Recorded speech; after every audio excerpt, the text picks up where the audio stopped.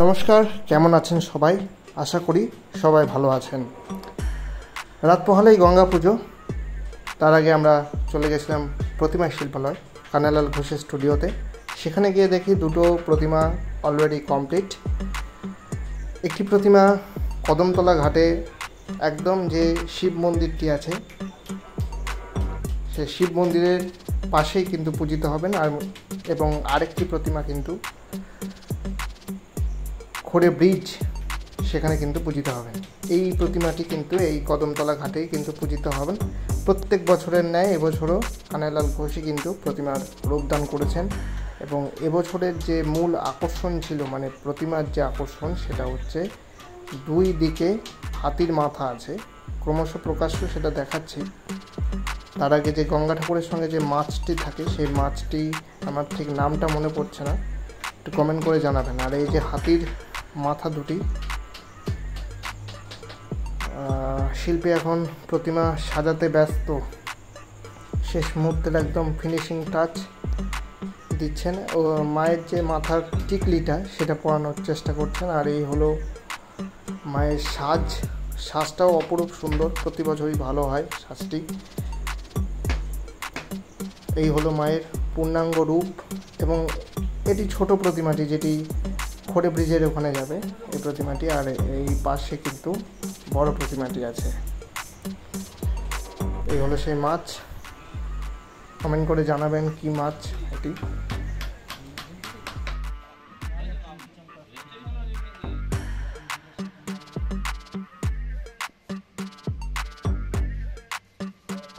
এই হলো পাশাপাশি দুটি প্রতিমা।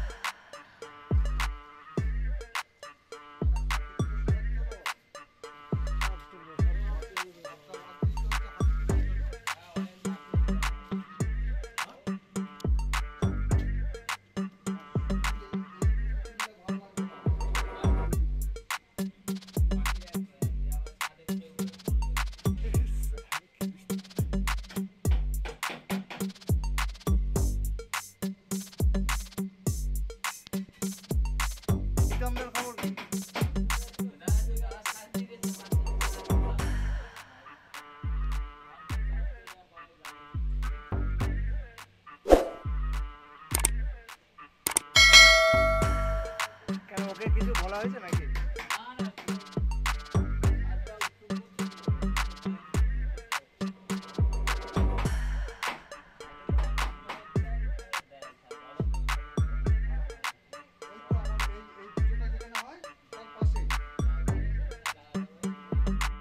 যে শিল্পী তার নেম প্লেটটি কিন্তু লাগিয়ে দিচ্ছেন প্রতিমার চালচিত্রের সঙ্গে। এটি দরকার, প্রত্যেকটি শিল্পীরই এটা কিন্তু ব্যবহার করা উচিত, আমার ব্যক্তিগত অভিমত এটা। যাই হোক, ভিডিওটি কেমন লাগলো অবশ্যই জানাবেন, শুভেচ্ছা নেবেন।